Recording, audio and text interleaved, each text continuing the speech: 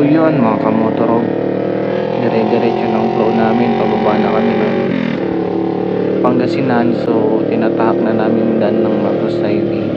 So nung papuntahan Quezon Road kami, ngayon Marcos Highway naman kami. So yun, ang ganda ng view dito, and ang ganda ng daan ng Marcos Highway, at kukunti yung mga dumadaan, at talagang ma-enjoy mo din dito mag-banking. Pero tayo chill lang yung pag-banking natin kasi hindi pa natin masyadong kabisado yung daan. At syempre yun na nga, hindi pa natin masyadong gamay din yung motor natin na si Black Ninja, kaya tamang banking lang tayo, yung pag sobra chill lang, hindi tayo pang MotoGP or pang racetrack, pang chill ride lang tayo.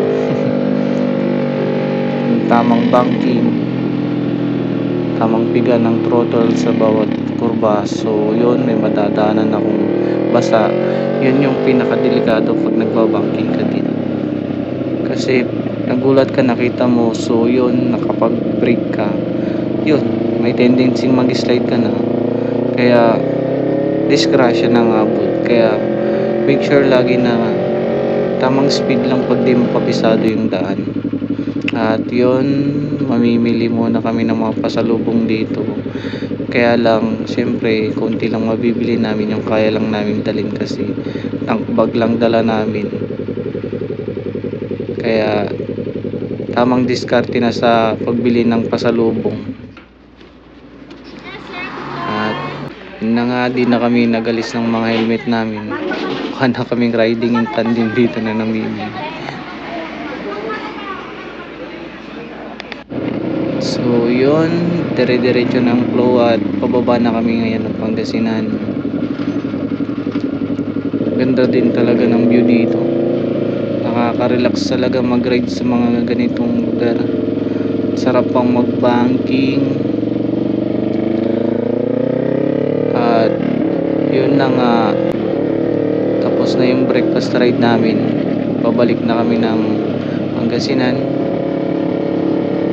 Parang bitin, short ride lang talaga, ang bilis ng ride, flow ng rides namin.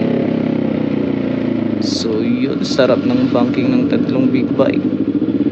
Yeah, ayos ang haba ng kurba dito. Kung kabisado mo, sana sarap pahiga ng motor, pero yung tamang pahiga lang. So yun, dito na kami sa may La Union, sa may Rosario. So pa-exit na kami ngayon, at ang daan namin, mag-expressway na kami, palabas kami ng Rosales, Pangasinan, sa may Carmen. So yun, sarap mag piga ng throttle dito. So ayun, si Sir JR na naka Z1,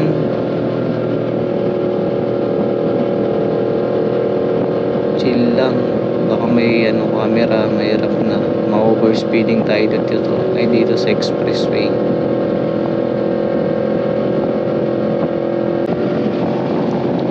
So yan, GL Motovlog, Sir GL Motovlog. At so ito, pa-exit na kami ng Rosales. At sana nag-enjoy kayo sa aming short ride at breakfast ride. At sana po i-like and share nyo rin po itong mini vlog ko. Thank you for watching.